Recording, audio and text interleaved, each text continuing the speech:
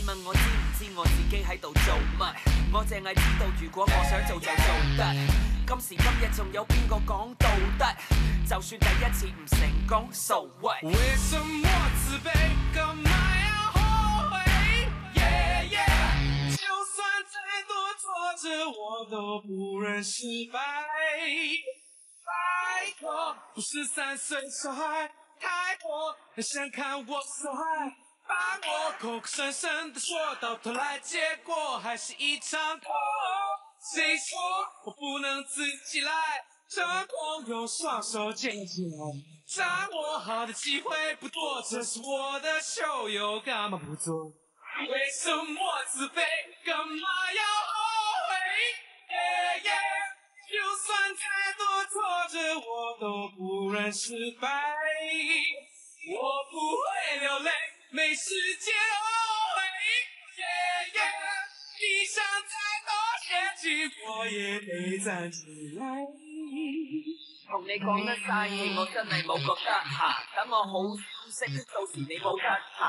無謂諗得太多，嘥時間。就算有困難，都向前行，繼續向前行。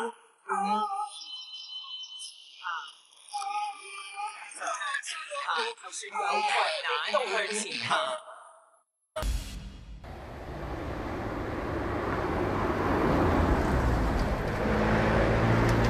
Nè, đây chính là tiệm karaoke hôm đó Châu và Hào tới.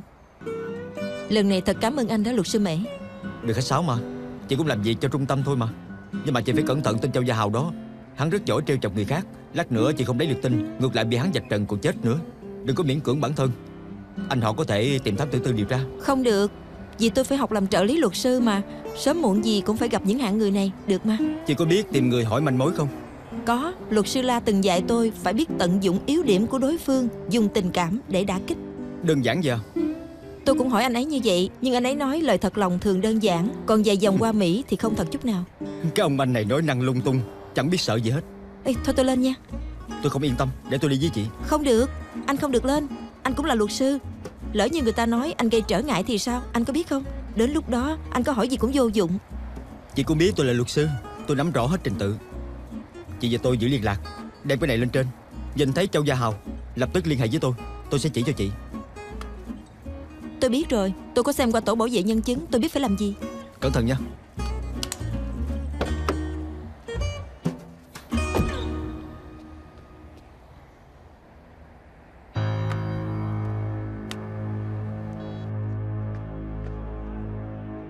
Không có. Alo, có phải là đang karaoke không? Alo, mấy anh đến chưa? Tôi đã Nhìn lấy thấy ra rồi, nửa nhìn bao thấy rồi. thuốc. Sao mà không Thấy xuất rồi. hiện tôi sẽ đi. Cứ vậy đi. Cô vào lộn phòng rồi. Anh là Châu Gia Hào phải không? Tôi đến để tìm anh. Tôi họ Lương. Hàng xóm thường gọi tôi là chị Lương. Hàng xóm gọi cô là chị Lương đâu có liên quan gì đến tôi. Cao Vĩnh Lương là hàng xóm của tôi. Vậy thì sao chứ? Tôi muốn hỏi một chút. Cao Vĩnh Lương có liên quan đến vụ án giết Nhậm Diên Diên, anh nghĩ như thế nào? Có gì đáng để hỏi chứ. Báo chí đã đăng tin rồi. Cái tên công nhân đó cóc mà đòi ăn thịt Thiên Nga. Rốt cuộc đi thích em gái của mình, mà em gái đâu thích hắn, cho nên mới ra tay giết chết cô ấy. Loại người này đáng bị tống vào tù. Chị hãy dùng chiến thuật tình cảm trước để hắn ta bình tĩnh lại. Tôi biết bạn gái của anh chết đi, chắc là anh buồn lắm. Chắc là anh cũng chịu đả kích rất lớn. Nè, Nhậm Diên Diên vừa trẻ vừa đẹp như vậy, lại là người có học thức. Cuộc đời thật khó lường trước, hồng nhan thường bạc phận mà.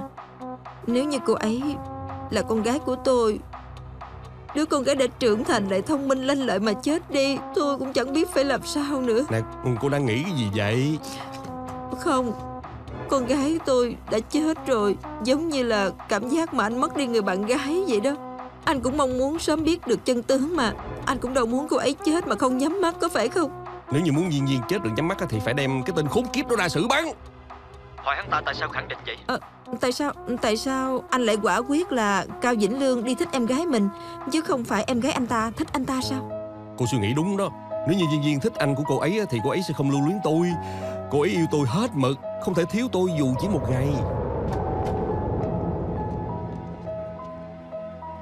Hai người đi đâu đó? Đi nhảy đó. Gì lại đây, anh có chuyện nói với em. Nè, Anh buông muốn nói tay chuyện ra với đi. em. Có gì thì nói ở đây đi. Bây giờ Howard mới là bạn trai của tôi. Trên danh nghĩa anh chỉ là anh của tôi thôi. Có gì mà anh ấy không được nghe chứ? Không có gì để nói hả? Bye bye.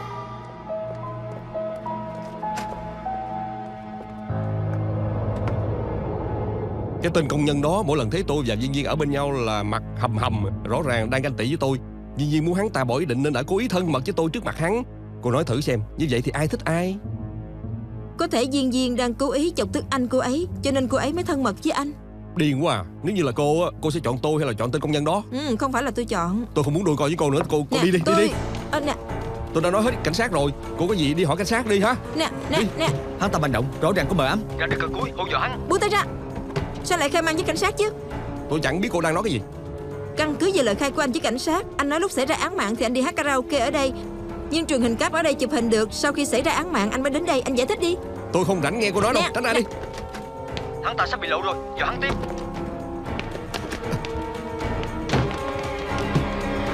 Nè, cô vô đây làm gì hả? Ở đây là phòng vệ sinh nam mà. Sao rồi, anh sợ hả? Anh sợ tôi đưa máy ghi hình cho cảnh sát sao? Anh có biết khai cung giả là phạm pháp không? Cô có biết cô vào toilet nam cũng là phạm pháp không? Được đó.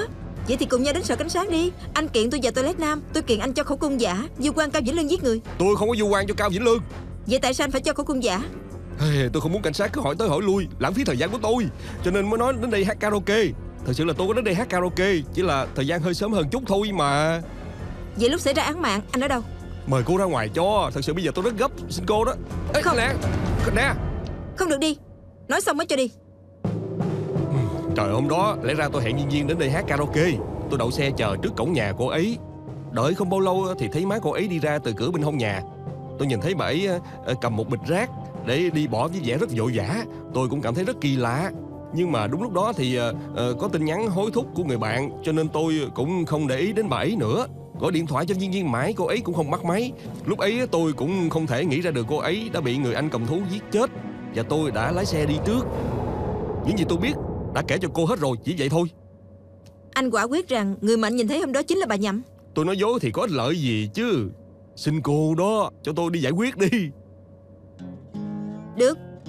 Anh có dám thề với toilet rằng hôm nay anh không nói dối không? Nếu không thì cả đời anh cũng chẳng được tiểu tiện. Luật sư Mễ. Luật sư Mễ. Lên xe mau, lên mau. Luật sư Mễ. Sao anh vội vã vậy? Chẳng phải có người đuổi theo sao? Hả? Có phải không? Trời ơi, chị làm tôi hết hồn mà. Cứ tưởng có người đuổi theo. Xin lỗi nha. Lúc nãy giờ tôi mừng quá. Tôi nghĩ tôi đã tìm được manh mối rồi. Tâm trạng rất căng thẳng. Lúc nãy chị vì tìm manh mối dám vào cả toilet nam, như vậy rất đáng khen. À đúng rồi, cuối cùng tôi đã hỏi ra được. Thì ra khi hiện trường xảy ra vụ án thì bà Nhậm đi đổ rác. Phía cảnh sát cho rằng anh Lương đã xử lý cái bao rác tại hiện trường. Bao rác không phải anh Lương bỏ mà là bà Nhậm đi bỏ. Tôi đã điều tra được mấu chốt của sự việc rồi. Tôi rất vui, anh có biết không? Tôi còn vui hơn trúng số nữa đó. Áo của tôi sắp bị cô kéo rách rồi đó. Thật ngại quá, xin lỗi nha. Nhăn nheo hết rồi. Đừng căng thẳng, tôi về ủi lại một chút là được. Chúng ta đi hả? Được.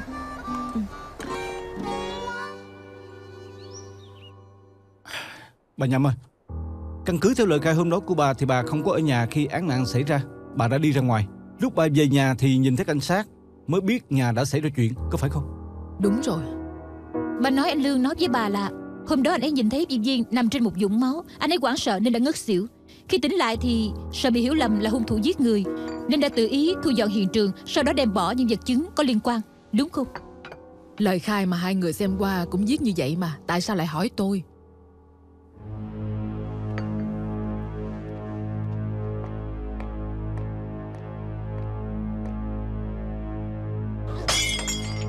Luật sư Dương à, cô làm cái gì vậy?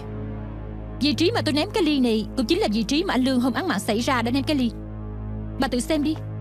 Nhưng mảnh vỡ này không thể nào văng tới nơi có thi thể của Nhậm Viên Viên. Lại càng không thể nói là nó đã văng trúng vào cổ cô ấy, khiến cô ấy mất máu quá nhiều mà chết. Cũng cùng một thí nghiệm này, bên khống sẽ làm rất nhiều lần để chứng minh Nhậm Viên Viên chết là do ngoài ý muốn. Cách nói này thật là quá yếu kém. Không thể nào có chuyện đó được, nên Bộ Thẩm đoàn và quan tòa cũng sẽ không tin cách nói cô ấy chết do ngoài ý muốn. Hai người phải cứu thằng Lương, con trai của tôi. Bà luôn miệng kêu chúng tôi phải giúp con trai của bà, cứu con trai của bà. Thật ra người hại anh ấy chính là bà. Tôi hại nó à? Khi án mạng xảy ra, người đi bỏ rác không phải là anh Lương mà là bà. Chúng tôi đã có nhân chứng chứng minh khi xảy ra án bà đã về rồi, và còn đi bỏ rác một cách rất vội vã hoang mang. Sao bà lại nói dối? Có phải bà đã phát hiện con trai mình giết người, bà muốn che giấu cho anh ấy, cho nên đã thay thế anh ấy xóa sạch dấu vết? Còn về phía anh Lương, anh ấy một mực bảo vệ bà hung thủ giết người chính là bà. Tôi không có giết người. Duyên Duyên cũng là con gái của tôi không có giết nó. Tôi tin rằng bà không cố ý. Có thể trong lúc hỗn loạn bà đã lỡ tay giết nhầm Duyên Duyên, vì bà đã không tin được cô ấy đã yêu thầm con trai ruột của bà. Cô ấy đã có tình cảm loạn luân đối với anh trai của mình. Bà không thể nào chấp nhận được, cho nên bà đã... Cô đừng có nói nữa. Bà nhầm à. Nhưng mà lần trước chúng tôi đã tìm được thiệp mời trong phòng của Duyên Duyên, khi suy đoán đến việc Duyên Duyên có khả năng yêu thầm anh trai của cô ấy. Thái độ lúc đó của bà đã bán đứng bà rồi. Hôm đó ông Nhậm nghe thấy phán đoán này đã rất kích động, không giống như ông ấy. Bà rất là bình tĩnh, giống như là bà đã biết sự thật này từ lâu rồi vậy. Đúng vậy. Thật ra tôi phát hiện ra từ sớm Duyên Duyên có tình cảm vượt quá giới hạn với anh em đối với thằng Lương. Thằng Lương và Duyên Duyên tuy không phải là có quan hệ huyết thống hoàn toàn, nhưng mà tình cảm anh em của hai đứa tụi nó luôn tốt đẹp. Lúc đầu tôi cứ tưởng hai đứa tụi nó chỉ là hợp ý với nhau thôi, thậm chí còn mừng thầm khi tụi nó đối xử với nhau tốt như vậy. Nhưng mà dần dần tôi phát hiện có chút gì đó khác thường. Tôi bắt đầu phát hiện khi không có tôi thì Duyên Duyên đối với thằng Lương rất dịu dàng, rất ân cần. Tôi cũng là phụ nữ, nhìn thấy Duyên Duyên nhìn thằng Lương bằng ánh mắt như vậy thì tôi biết đã xảy ra chuyện gì rồi. Sau khi bà nhận ra vấn đề này thì bà có phản ứng gì? Tôi có phản ứng gì chứ? Tôi cũng chẳng biết phải có phản ứng gì. Bà nhầm à. Anh Lương đã từng nói bà là một quả phụ trải qua mười mấy năm khổ tận cam lai mới nuôi anh ấy khôn lớn. Sau đó cuối cùng gặp được ông Nhậm, có được hạnh phúc. Cho nên bà rất quý trọng gia đình này. Bà có từng nghĩ rằng nếu như sự việc này bị ông Nhậm biết được, ông ấy sẽ trút giận lên bà hoặc là anh Lương, mà khiến cái nhà này tan nát? Luật sư Dương à, tôi hiểu ý của cô là tôi vì bảo vệ hạnh phúc cá nhân mà giết đi Duyên Duyên. Đúng, tôi thừa nhận tôi có lo lắng sợ cái nhà này sẽ tan nát. Nhưng mà vẫn cần nói ra điều này. Từ khi tôi lấy Cảnh Thiên thì tôi đã thấy được Duyên Duyên ra đời. Làm sao tôi có thể giết đứa con gái mình sinh ra? Tôi còn nhớ hôm đó khi tôi trở về, nhìn thấy Duyên Duyên nằm ở đằng kia dưới đất đầy máu. Tôi bước đến gần, phát hiện Duyên Duyên đã chết rồi. Lúc đó tôi khóc đến không thể nào thở được nữa. Khóc một hồi tôi mới nghĩ đến việc phải gọi cứu thằng Lương. Nhưng mà không ngờ thằng Lương nó trong lúc mê man nói ra những câu làm tôi hốt hoảng. Tôi không giữ được bình tĩnh nữa. Con đã hại chết Duyên Duyên. Lương!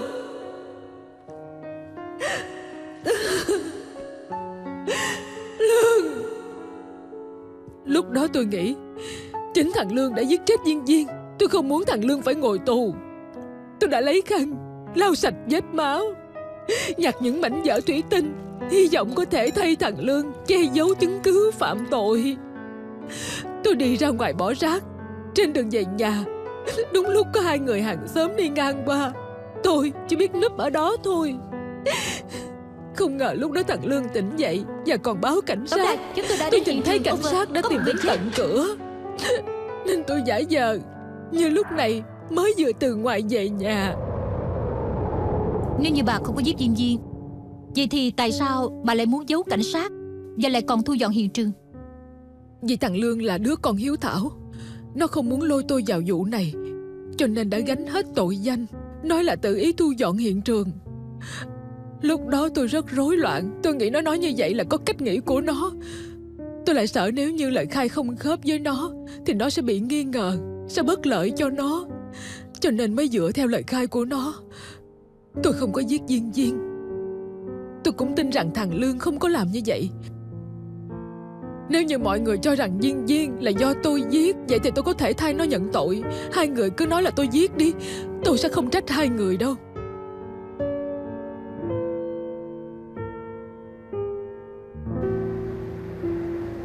Mọi người đều nghi oan cho má tôi. Là do tôi không muốn kéo má tôi vào vụ này. Tôi không muốn làm mất đi tình cảm tốt đẹp của má và Dượng. Tôi không muốn phía cảnh sát giống như hai người nghi ngờ má tôi là hung thủ. Tất cả là chủ ý của tôi, không liên quan gì tới má tôi cả. Tôi chỉ muốn hỏi anh một câu. Khi án mạng xảy ra, anh từng rời khỏi phòng khách. Trong khoảng thời gian này, tại sao anh có thể khẳng định má anh không có ở trong nhà? Nói tóm lại, má tôi không có giết Viên Viên. Nếu như hai người cứ nghi ngờ má tôi thì chỉ bằng nghi ngờ tôi đi. Nếu như hai người muốn dùng má tôi để gánh tội thay tôi thì tôi thà không để cho hai người giúp đỡ. Sếp à, tôi muốn vào trong.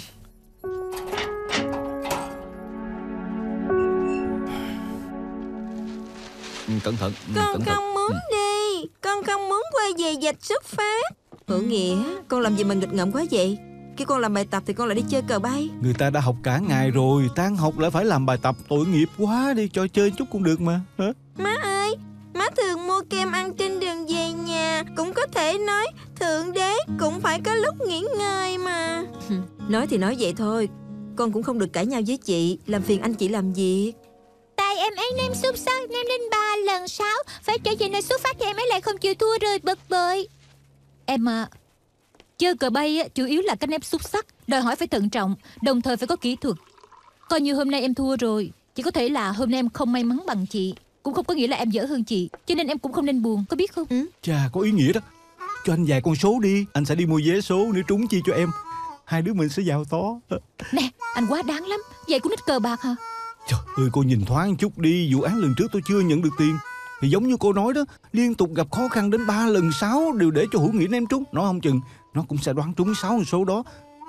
Mà nếu như 6 con số đó cũng có thể đoán trúng hả, thì cậu Lương nói rằng Diêm Viên chết là do ngoài ý muốn, thì không phải là không có khả năng hả? Không phải anh chứ. Chẳng lẽ anh định nói như vậy với quan tòa hay sao vậy? Khi cậu Lương và má của cậu ấy nói về án mạng xảy ra, tôi đặc biệt quan sát rất kỹ phản ứng của họ. Tôi nhìn ra được họ rất là thật lòng, không phải đang nói dối. Có lẽ anh quá đề cao khả năng quan sát của mình rồi, hoặc là anh đã đánh giá thấp kỹ năng diễn xuất của mẹ con họ. Còn tôi thì tôi tán đồng với cách nói của luật sư La. Tôi cũng có mẹ như người ta. Tôi tuyệt đối không tin rằng trên thế gian này lại có người mẹ vì giải thoát tội danh của mình mà đổ hết tất cả tội lỗi lên người con của mình. Nếu như cô kêu tôi tin rằng thế giới này xấu xa như vậy, tôi thà tin là Nhậm Viên Viên chết là do ngoài ý muốn. Tôi đã nói qua nhiều lần rồi, chúng ta tin thì cũng vô dụng thôi. Quan trọng nhất vẫn là quan tòa và bồi thẩm đoàn tin mới được. Quan tòa yêu cầu phải có chứng cứ có lợi chứ không phải cảm nhận của cá nhân. Chẳng lẽ tôi gọi chị Lương đến tòa để chị nói ra cảm nhận của một người làm mẹ sao? Sau đó làm chứng hả? Nếu tôi lên tòa mà có thể giúp được anh ấy thì tôi không ngại lên tòa đâu. Tóm lại là vụ án này, trừ phi chúng ta có bằng chứng có lợi chứng minh rằng đó chỉ là việc ngoài ý muốn. Nếu không thì tôi sẽ xét đến việc chọn phương án điểm khả nghi có lợi cho bị cáo, đưa bà Nhậm lên tòa, chỉ ra bà ấy cũng có khả năng là hung thủ giết người. Tôi kịch liệt phản đối. Hơn nữa quan trọng nhất vẫn là thân chủ của chúng ta đã không chấp nhận phương án này. Nhưng chúng ta cũng có trách Cô nhiệm. đừng có nói với tôi là phải có trách nhiệm bảo vệ lợi ích của thân chủ. Dư thừa lắm. Suy nghĩ của tôi còn tốt hơn cô gấp 100 lần.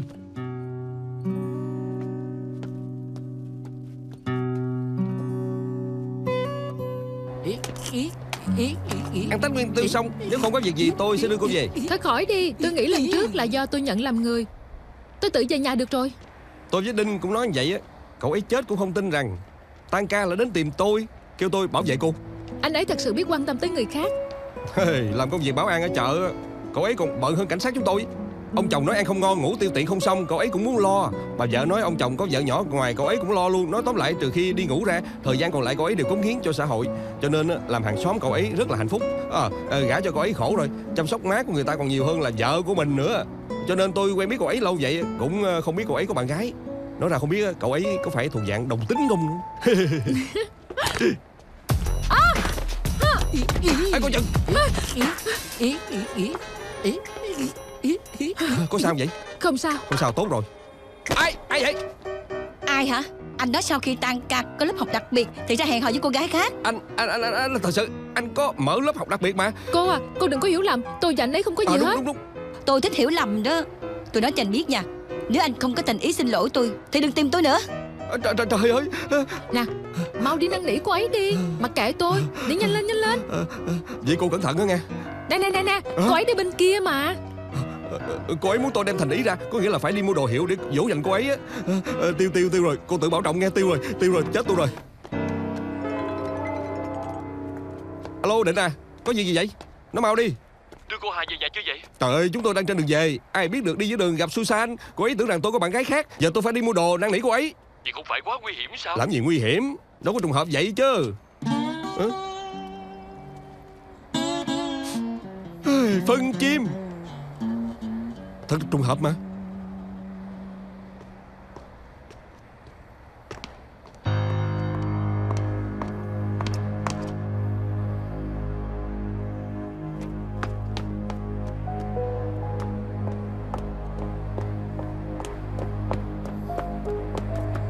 Tại sao cô đi theo tôi? Cô là ai? Trả chồng cho tôi. Ai là chồng của cô chứ? Trả chồng cho tôi đi. Thì ra là cô. Tôi chưa từng gặp chồng cô. Tôi không có quan hệ gì với anh ấy cả. Hãy trả chồng cho tôi.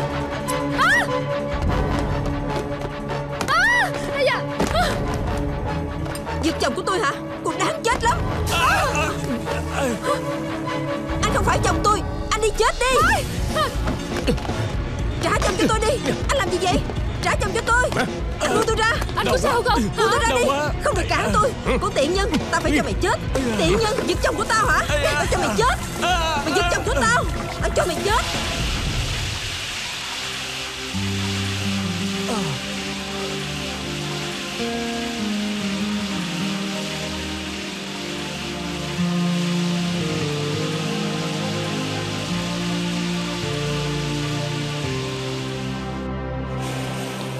Có việc gì thì nhắn chuông gọi tôi nha. Cực cho cô quá. Không có gì. Nè, axit dùng để thông cống, vậy mà lấy tạt lên người anh, chắc cũng đã cơn tức ha. Ây da. Lẽ ra cô ấy muốn tạt tôi. Anh đã đỡ cho tôi. Lần này tôi liên lụy anh rồi. Đâu có gì, nhỏ. Dù sao toàn thân tôi cũng xăm hình mà. Nếu như tôi đến trễ một chút thì anh đã bị phỏng đến chết rồi. Nói nè, cô gái chân dài, cái bà thím điên đó cứ nói là cô lấy chồng bà ta. Có phải cô đã giật chồng của người ta không? Người ta đến tìm cô để báo thù.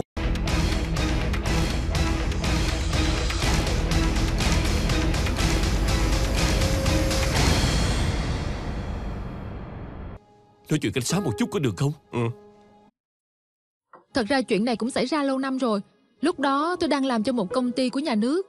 Tôi quen được một người đàn ông. Anh ấy rất tốt. Chúng tôi quen biết nhau không bao lâu thì bắt đầu hẹn hò. Khoảng thời gian đó là khoảng thời gian mà tôi vui nhất. Nhưng mà đáng tiếc, gia đình anh ấy không thích tôi, muốn anh ấy phải kết hôn với người con gái khác. Tôi biết mà, người phụ nữ đó đúng là bị tâm thần. Để cho người ta nói hết đã. Cô ấy họ Kỳ. Cô rất thích người đàn ông đó. Nhưng mà ảnh là người không rõ ràng, dứt khoát. Anh ấy muốn thuận theo ý của gia đình, lại không nỡ rời xa tôi. Anh ấy chơi trò bắt cá hai tay. Cô gái họ Kỳ cứ tưởng rằng tôi níu kéo anh ấy không buông. Có một đêm, người đàn ông đó hẹn tôi đi ăn cơm. Cô gái họ Kỳ đến tìm tôi. Cô ấy... Cô không sao chứ? Cô ấy lúc đó đã làm gì? Đến cuối cùng anh ấy cũng chán chê tôi. Chúng tôi đã không còn gặp nhau nữa. Anh ấy đã kết hôn cùng với cô gái họ Kỳ. Cuối cùng thì tôi rời xa anh ấy và đã đến thăm thủy bộ. Trời, cô gái ấy đã thắng rồi. Tại sao lại còn đến kiếm cô quấy rối? Nghe nói họ sau khi kết hôn cũng không được vui vẻ gì. Sau đó còn ly hôn. Thần kinh của cô gái họ Kỳ đó có vấn đề. Tôi nghĩ rằng cô ấy nghĩ không thông suốt, cho nên cho rằng tôi đã dụ dỗ chồng cô ấy và muốn tìm tôi trả thù. Nhưng mà tuy cô chịu đã kích về mặt tình cảm, nhưng cô xinh đẹp như vậy, quyến rũ như vậy, Hồng Kông có rất nhiều nơi để cô đi. Tại sao muốn đến thăm thủy bộ này? Hả? Tại sao vậy? Đó là chuyện riêng của người ta, đâu liên quan gì tới chuyện tình cảm. Đừng có nhiều chuyện. Chỉ hỏi chút thôi mà. Lần này tôi đã liên lụy anh rồi. Hy vọng sau khi anh lành lại sẽ không có gì, sẽ không để lại sẹo. Nam Nhi đại trượng phu mà, có sẹo mới men chứ. Huống hồ tôi cũng phải dựa vào vẻ bên ngoài để mà kiếm sống. Trời ơi, rất có chí khí. Xin lỗi. Đau chết à, mạnh tay quá vậy. Xin lỗi. Xin lỗi. Ông đi nhanh lên đi. Con trai bị tạt axit mà còn chậm chạp như vậy nữa. Bà căng thẳng làm gì chứ? Nằm viện kiểm tra thôi mà. Sao lại như vậy được? Muốn con thật sự xảy ra chuyện mới chịu bỏ qua sĩ diện hay sao chứ? Cái thằng khỉ đó chứ là xảy ra chuyện người ta mới bị thương đó. Tôi vô thăm nó như vậy á, nó cho rằng tôi tha thứ cho nó rồi, lại tiếp tục gây chuyện nữa. Vậy thì ông đi đi. Con trai mà có chết cũng không cần ông lo đâu. Bà tưởng tôi không muốn đi hả? Tôi mà đi rồi mặt bà một đống cho coi. Nè cô à. Bác gọi con hả? Đúng rồi, tôi là má của Phú đây. Dạ. Chào bác trai, chào bác gái. Thằng Phú sao rồi? Nó không sao chứ? Bác đừng có lo, tối hôm qua con túc trực bên anh ấy mà anh ấy khỏe nhiều rồi. Con ra ngoài mua ít đồ dùng cho anh ấy dùng đó. Tối qua con ở bên cạnh chăm sóc nó hả? Cực cho con quá rồi. Chuyện nhỏ thôi mà. Đi, chúng ta đi thôi. Con đưa hai bác đi thăm anh ấy. Được rồi, cảm ơn. Vậy được rồi. Con dẫn Bảy đi. Trong nhà hàng còn nhiều việc phải làm lắm. Bác về nha. Đừng như vậy bác. Bác đã đến đây rồi thì lên đó nói chuyện với anh ấy một chút đi. Trò chuyện gì chứ? Nói xong rồi nó cũng đâu có hết bệnh được. Đúng rồi, tôi quên nói buổi sáng có đem theo thuốc trị phỏng cho bạn nè. Bây giờ nó cần dùng thì đưa cho nó luôn. Cái này vừa quý vừa hiệu quả nữa. Nhớ là mỗi ngày thoa cho nó 2 lần nha. Dạ. Tôi đi trước ha. Tôi đợi bà trên xe nha. Ông già cố chấp. Đàn ông thường như vậy, ngoài cứng trong mềm mà, luôn trọng sĩ diện. Đúng đó, miệng thì nói như vậy, nhưng trong lòng thì khác. Bác gái chúng ta đi thăm anh Đinh đi. Đi. Được.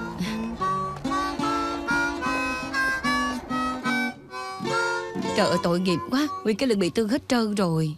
Má má đừng có như vậy mà, chỉ mới có miếng da thôi. Con thấy má như vậy con đau lòng lắm đó. Bác gái con thật lòng xin lỗi. Tại con mà anh ấy ra nông nổi này. Con ngoan hiền như vậy, sao lại bị người ta tạt axit chứ? Chuyện là như vậy. Người tạt axit là một phụ nữ bị thần kinh. Tụi con gặp phải cô ấy thật là xui xẻo. Xui vậy sao? Các con về sau ra ngoài nhớ cẩn thận đó. Má cũng phải cẩn thận hơn đó. Gần đây má có bị đau tim không? Hết đau rồi. Nhưng mà lúc nào ở dưới lầu ba của con là chọc giận má nữa. Ba con có đến ba đâu?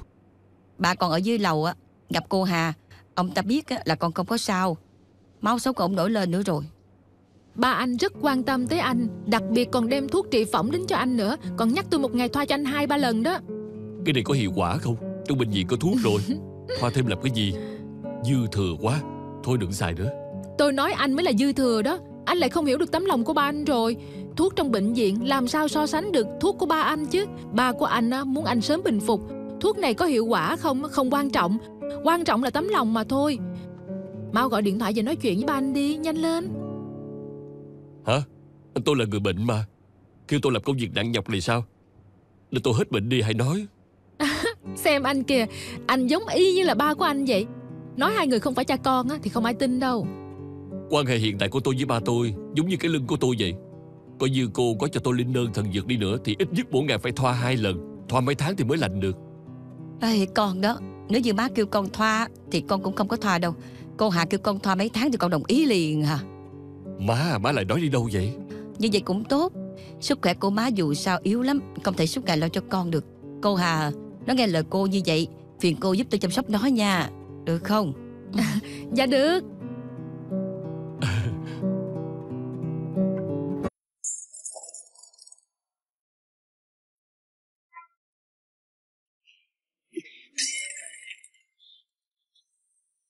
Tôi đã nói rồi, khả năng nhầm Diên Diên bị mảnh vỡ thủy tinh giăng trúng cổ mà tử vong là rất thấp.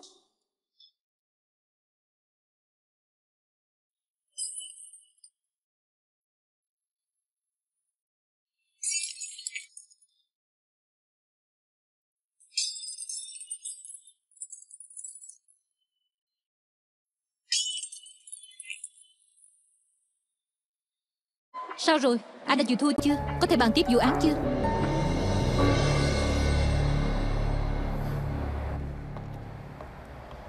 Tôi đã thuyết phục được Châu Gia Hào rồi.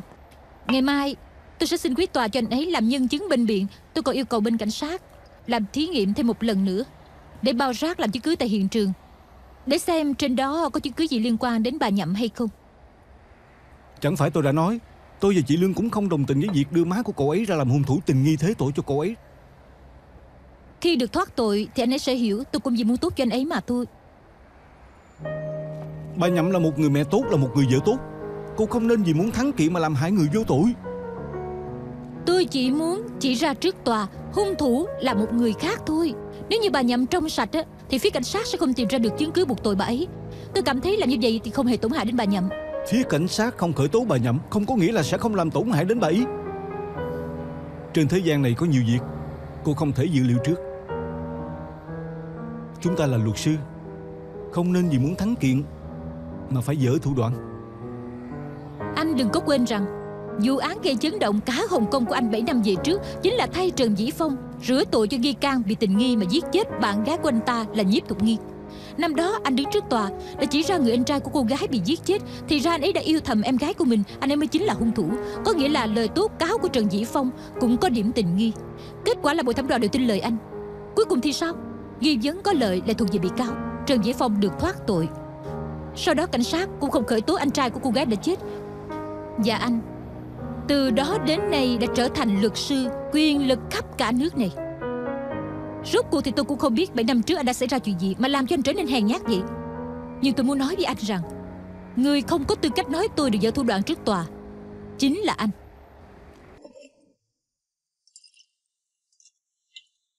Nếu như tôi nói với cô rằng dở thủ đoạn trong nghề luật sư sẽ đánh đổi tính mạng của một con người. Ý của anh là nói đến việc lúc trước anh từng nói với Trinh Trinh là đã giết chết một mạng người. Trong tiệm của má cô, tôi đã từng nói với cô rằng 7 năm về trước tôi đã làm gì để thắng vụ kiện đó. Lúc đó cô có thể cho rằng tôi nói năng lung tung để chọc ghẹo cô. Thực ra thì mỗi câu nói của tôi đều là sự thật, bao gồm cả việc tôi nhận ra được Trần Vĩ Phong là hung thủ giết người, cũng là sự thật. Anh luôn miệng nói rằng thân chủ của tôi có động cơ giết người, nhưng khi anh là người anh của nạn nhân thì anh có thể thừa nhận rằng anh và nạn nhân có tình yêu vụng trộm không? Tôi không biết là anh đang nói gì. Nạn nhân khi còn sống đã nhiều lần tố cáo anh quấy rối, nói anh 3 lần 4 lượt tỏ tình với cô ấy, khiến cô ấy rất khó chịu. Có việc này không? Xin anh hãy trả lời. Có hay không? Có hay không đi? Sau khi bị cáo tỏ tình với cô ấy xong thì sau đó bị cáo không làm như vậy nữa. Vậy là anh đã từng làm như vậy có đúng không? Sau khi hai người họ chia tay thì anh đã từng hẹn nạn nhân ra. Anh cho rằng nạn nhân đang thất tình thì anh sẽ có được cơ hội, thậm chí có thể chiếm hữu nạn nhân. Anh đã từng xuất hiện ở hiện trường gây án. Sự thật là anh muốn xâm phạm đến nạn nhân, và nạn nhân đã phản kháng vì không được yêu anh, đã thù hận mà giết nạn nhân, sau đó trút lên thân chủ của tôi. Không, tôi không có làm vậy mà. Anh có. Những tấm hình này là do anh chụp lén nạn nhân. Từ góc chụp và nét mặt của nạn nhân cho thấy anh đã chụp hình lén khi không có sự đồng ý của nạn nhân. Có hình chụp ở nhà và cả ngoài phố. Chụp lúc cô ấy chỉ có một mình, chụp khi cô ấy đi dạo cùng với bạn, chụp khi cô ấy đi cùng với đương sự tôi. Như vậy đủ để chứng minh là anh thường theo dõi, giám sát nạn nhân, có tình cảm yêu đương bệnh hoạn đối với nạn nhân. Rõ ràng lúc nào anh cũng muốn xâm phạm nạn nhân, muốn chiếm hữu nạn nhân, có phải không? Không, tôi không hề làm như vậy. Nhưng tôi thật sự không thể khống chế được bản thân. Tôi rất yêu cô ấy, nhưng mà tôi chỉ đi theo và chụp hình cô ấy thôi. Nhưng trong lòng tôi không bao giờ nghĩ đến việc sẽ chiếm hữu cô ấy. Tôi càng không thể giống như cầm thú làm chuyện hạ lưu đó được.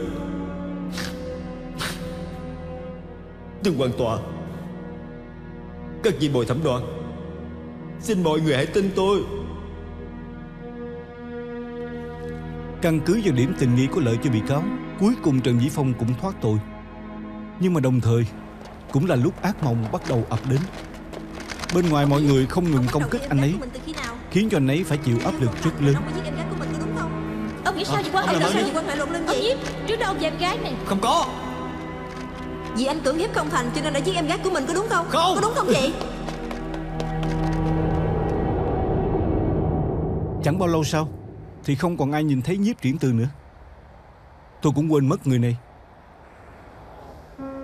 Cho đến 1 năm sau. Lucilla, chúc ngon miệng.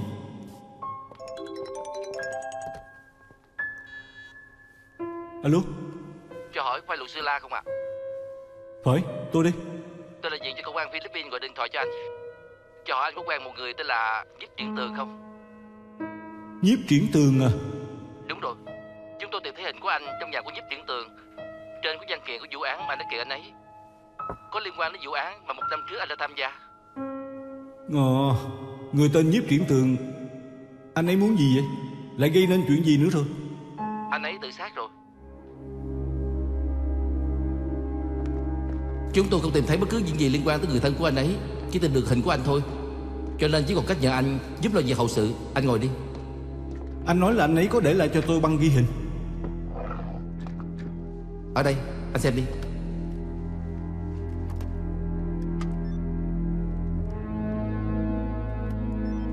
Chào Lucilla. Tôi biết rằng anh sẽ rất ngạc nhiên tại sao tôi lại quay đoạn băng này. Tôi biết anh sẽ nhận ra tôi.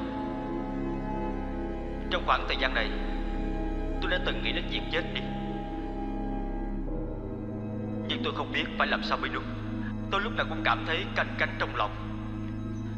Cho nên tôi nhất định phải nói rõ với anh. Phải, tôi thừa nhận là tôi có thầm yêu trộm nhớ em gái của mình. Nhưng mà trước giờ tôi không hề có suy nghĩ xâm phạm nạn nhân. Tôi chụp lén nạn nhân, chụp lại những tấm hình đó, chỉ muốn lưu lại những gì đẹp nhất của cổ thôi. Sự thuần khiết của cổ.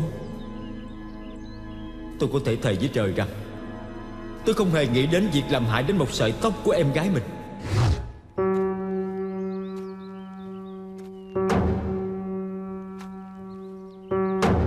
Nhưng cái tên Trần Vĩ Phong, tên cầm thú đó, hắn đã cưỡng hiếp không thành nên giết chết em gái của tôi.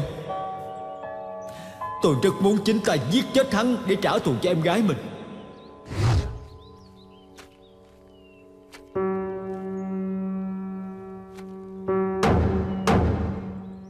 Nhưng tôi đã không làm như vậy, vì tôi cho rằng luật pháp có thể chế tài hắn. Nhưng tôi thật sự không ngờ. Tôi không ngờ anh vì muốn thắng kiện mà đã bôi nhọ tôi, bóp méo sự thật tình cảm của tôi đối với em gái mình. Anh làm cho mọi người trên thế giới này coi tôi như là một người anh biến thái. Tại sao em gái tôi lại chết không minh bạch như vậy? Tại sao? Tại sao tên ác thú đó có thể tiêu diêu tự tại ngoài vòng pháp luật? Tại sao? Tại sao anh có thể vì thắng kiện mà dở thủ đoạn như vậy? Người biến thái là tôi hay là anh? Công bằng, công chính, nghiêm minh thật ra chẳng tồn tại trên thế giới này. Cả thế giới đều tránh xa tôi, xem thường tôi. Tôi không thể sống ở Hồng Kông trong tình thế ép buộc như vậy. Tôi chỉ biết trốn qua Philippines sống. Lẽ ra tôi đã trốn được, lảng tránh được mọi người. Nhưng tôi không thể lảng tránh được sự dằn vặt của nội tâm mình. Tôi hận bản thân mình, tôi ghét bản thân mình, tôi oán hận, trách móc bản thân mình. Tại sao? Tại sao tôi lại đi thích em gái của mình? Nếu không phải như vậy thì ít ra cũng không bị anh nắm bắt được nhược điểm này. Ít ra tôi cũng có thể cho em gái tôi sự thanh bạch. Và em gái tôi cũng sẽ không chết một cách mờ ám như vậy. Là tôi đã nợ cô ấy. Người anh này đã nợ em.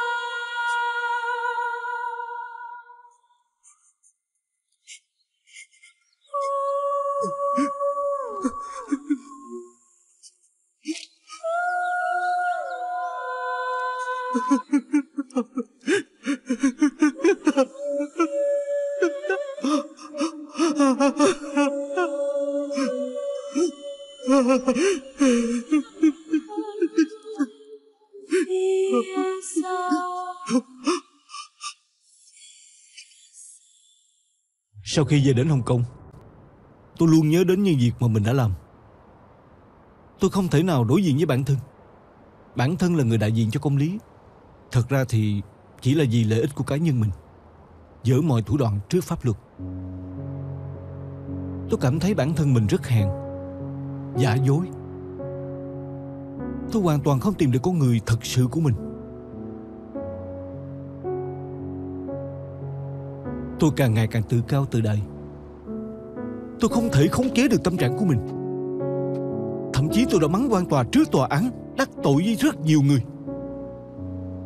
Lúc ấy tôi cũng không biết bản thân của mình muốn gì nữa. Sau đó tôi đã rời bỏ Hồng Kông, rời xa cái nơi mà bản thân cảm thấy căm ghét nhất. Tôi đã trải qua 7 năm mới có thể không ghét bản thân mình. Cô nói rất đúng. Tôi không có tư cách lên án cô dùng thủ đoạn. Thật ra Nhiếp Triển Tường là thanh niên tốt, là người có trí thức, không cờ bạc, cũng không bia rượu, còn thường làm việc thiện để giúp người. Nhưng mà khi đó thì tôi lại không hiểu được. Một hai lợi dụng anh ấy, đưa anh ấy ra tòa mới được, một hai phải dở thủ đoạn trước tòa. Kết quả đã hại chết một thanh niên tốt. Tôi chỉ muốn tốt cho bà Nhậm thôi. Năm đó tôi đã lợi dụng Nhiếp Triển Tường giống như cô đang muốn lợi dụng bà Nhậm vậy. Thật ra đều giống nhau thôi. Làm sao để giành lại lợi ích cho đương sự, và làm thế nào phía cảnh sát không có chứng cứ để khởi tố, tất cả đều là cái cớ mà mình tự tạo ra. Nhưng mà sau khi xảy ra chuyện thì lại vượt quá dự tính của tôi. Ông trời á, làm sao để cho cô dự đoán trước mọi thứ. Điều mà chúng ta nên làm là dựa vào kiến thức pháp luật có được, và quan trọng hơn là chính nghĩa và lương tâm, để giúp đỡ những người cần chúng ta. Nếu như ngay cả chúng ta cũng đánh mất lương tâm, thì lòng người sẽ ngày càng trở nên ghê gớm, đáng sợ hơn. Pháp luật sẽ trở thành trò chơi của những kẻ có tiền. Thế giới này sẽ không còn sự công bằng, liêm chính nữa. Những điều cần nói tôi đã nói hết rồi. Nếu như cô không đồng tình với cách nói của tôi, hoặc là không muốn đi chung con đường với tôi, cô có thể từ bỏ.